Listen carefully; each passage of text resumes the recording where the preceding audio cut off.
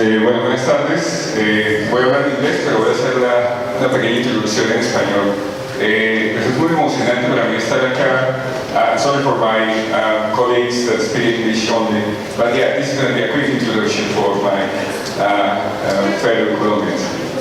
Es muy emocionante estar acá. Yo soy egresado de la Nacional de Arquitectura y he venido haciendo investigación en este tema, en materiales de ingeniería de bambú. Hice un doctorado en el Reino Unido y desde ese momento pues he estado en el Reino Unido trabajando. Hoy día estoy con la Universidad de West of England en Bristol. Ahora inglés. Hi everyone. So yes, I'm going to be presenting engineer bamboo. My presentation is about engineer bamboo for structural applications. And let's start with the presentation. So this is just an outline of my presentation. I'm going to tell you about my research, a bit about my research, why I'm doing what I'm doing, how I'm doing it, what for, and what's next. But before we start, I want to show you something, just to pick your brains a little bit and show you something here. So this is a building built with timber. It's 18 stories. It's built in Canada, and it was built in 9 weeks. You can see, well, this is all about prefabrication using timber as a main component, as a main structural component. Of course, you see some bits that are concrete, the foundations and the first floors, and then you also see the lids. So you have, you can see the timeline, of course, but the information about how the building progressed. I think it was it was built in about 9 weeks. All the columns and the slabs, but you can see here that they use per floor about 29 panels for the floors, and so on and so forth. So this is 18 stories.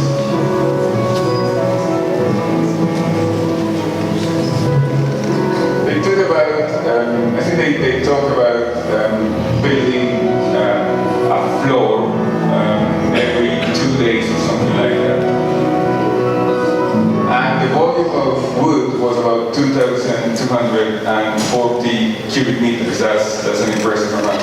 And of course that relates a lot to CO2, because wood, as other natural materials like bamboo, they capture CO2 instead of releasing it. So this has been possible thanks to a technology called cross-laminated timber. It's a technology where you have planks of wood that are cross-laminated in 3, 5, or 7 layers. And we have here another tall timber building. This was in Norway, and it's about the same height. It's this one. That was the previous one, 49 meters, and the one that we saw in the video is 53 meters. And this is something that is being evolving across the years. One of the first buildings was built in Glasgow. There is another sort of very important building built in 2009 in London that was a 9-story building. But this is actually just the start. So these are the buildings that have been built so far, and there are projects that are challenging the use of timber in tall timber buildings. And we have even a project, but this is only a project of a skyscraper of 300 meters. There is also something similar in Japan. But if you see here, this is one that is under construction, and it's challenging, but it's going to be about 84 meters tall.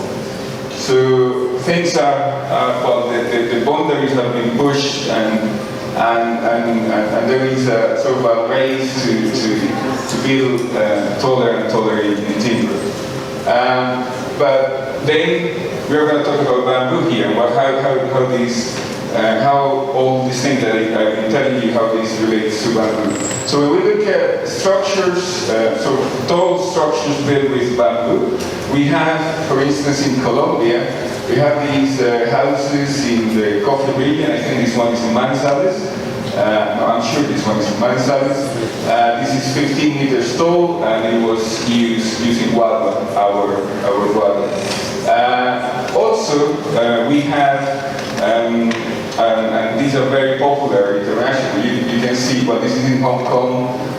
These are, it's a skyscraper where all the scaffolding is made out of bamboo. So this is 40 meters of scaffolding with bamboo. But then the question is, okay, we have these cross-laminated timber, these engineered wood buildings of 18 stories. How does it compare to these 40-story, well, to our tallest sort of bamboo structure? So the first thing is, of course, the scaffolding is non-structural. The other one, the timber one, is structural. The scaffolding also is temporary. It's not a permanent structure. And also it's a low added value type of structure. So that you can recycle the poles of bamboo, but many of them will be damaged and then just thrown away. So it's something temporary, low added value, and then so when you compare these two technologies or these two buildings, of course bamboo is not, it has all these connotations. So let me tell you about what I do. And it's very good that we have Hector at the beginning, because part of what I do is a combination of the knowledge on blue laminated bamboo, or the blue laminated bamboo, and the strand woven bamboo, or the scrimber, which uses temperature. But let me explain to you a little bit more. So my research work, what I do is I work with this bamboo, guadua, and I transform it into an engineered bamboo product with the idea, or with the aim, of converting it into structural building solutions. Not only tall timber, not only tall bamboo buildings, but also, as I'm an architect, I like a bit of free-form structures like that. Why? So let's talk about the issues. Why do I do this? The first issue, and you might have seen it, of course, with the example that I put of the CFD against the scaffolding, is buildability. And, well, a good example of this is the bridge in Autopista Calle 80. Many of you know this bridge, but this bridge, was so the process of construction. I got a very good friend that describes building with guadua with bamboo as a huge handcraft, and that's the best description that I can give. It's a huge handcraft. Why? Because first you have irregular round canes. No one piece of bamboo, no one pole of bamboo is going to be the same as the other one. The diameters are going to be the same, the spaces between the nodes are going to be, the internodes are going to be the same. So it's very difficult to standardize.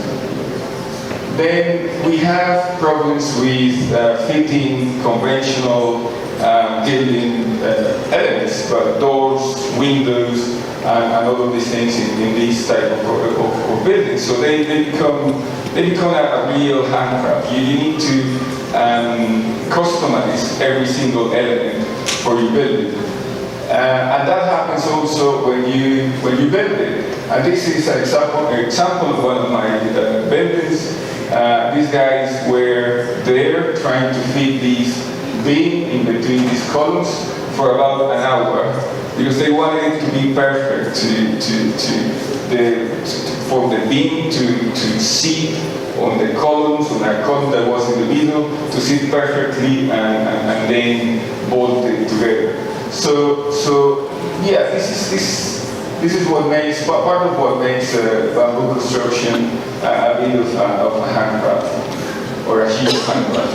Then another of the whys is sustainability, and we know, of course, everyone knows that bamboo is a very sustainable material. And this is, of course, important when we look at what's happening to the planet with climate change. The ice is melting in the Arctic Sea and Antarctic also.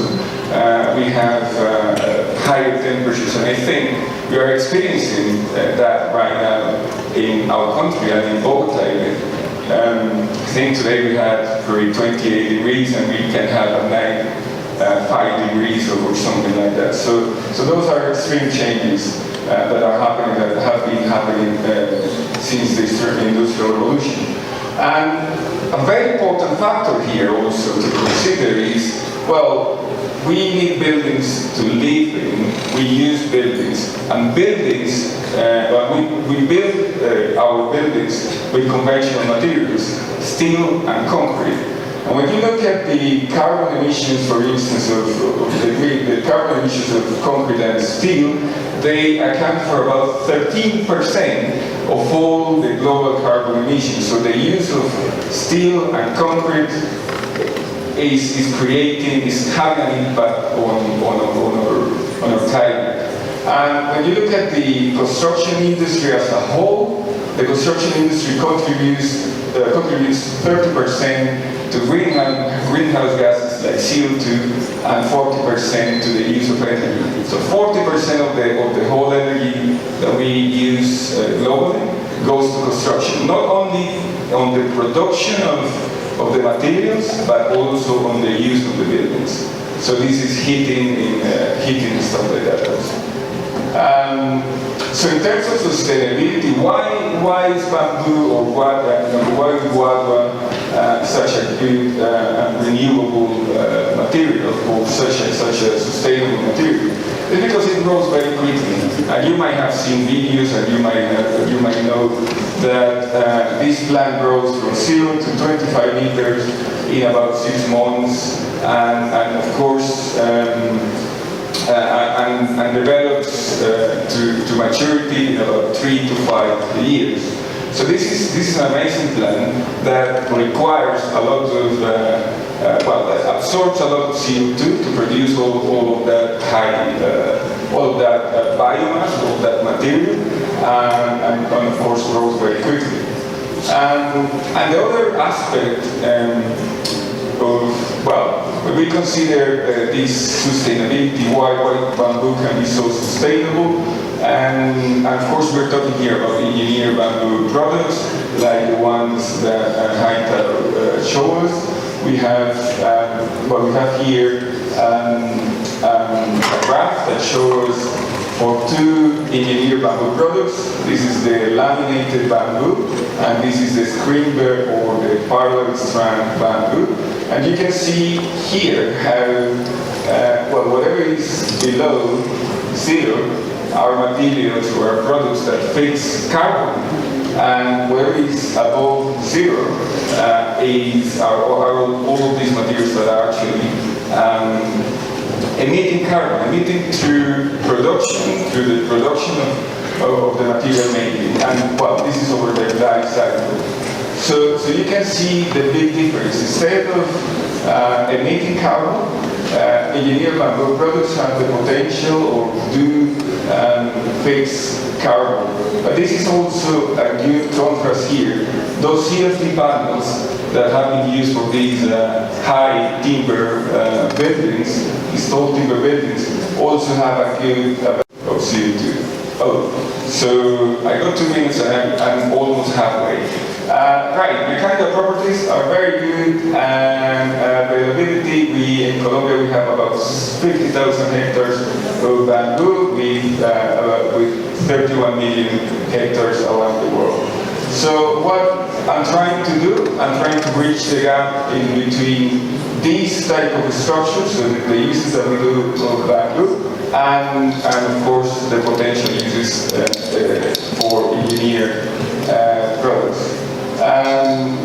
So how I do that is very similar to the process of blue laminated bamboo. I cut the bamboo into strips, and then those strips are densified. This is a process of it's a thermo-hydromechanical process that involves, of course, temperature, moisture content, and pressure.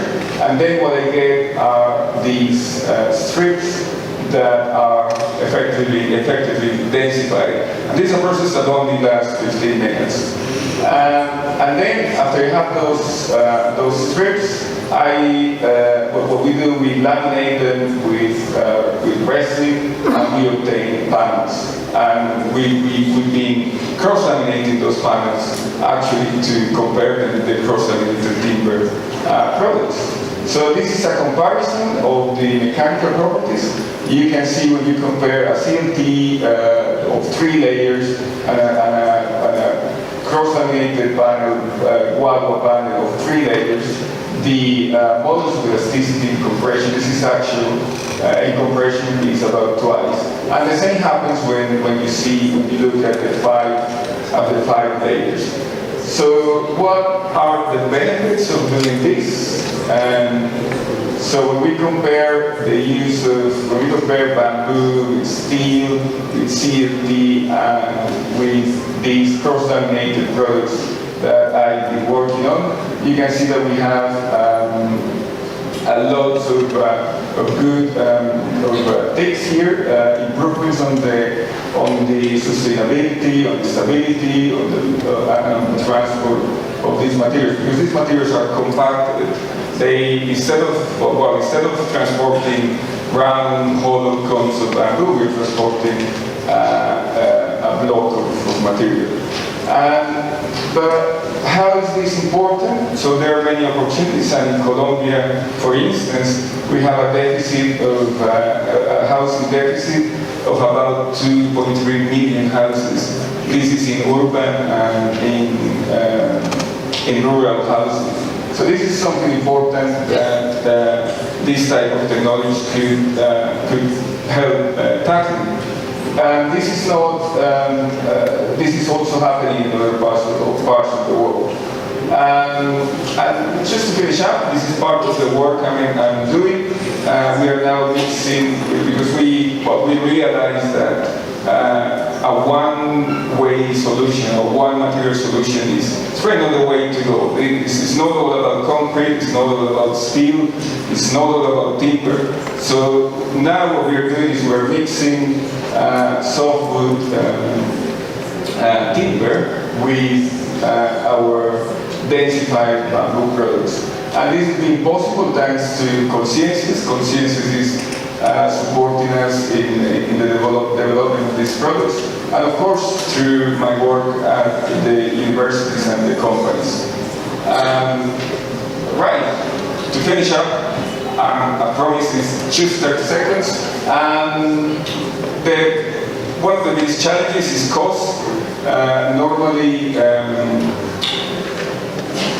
the blue laminated bamboo products are very expensive. Sometimes you can see prices about $3,000 per cubic meter. We are products of about it would be about $800 or $900 at the current exchange rate. And basically what we need is more research and more funding to develop these products further. Thank you very much. Sorry for the rush, but yeah, that's me. Thank you.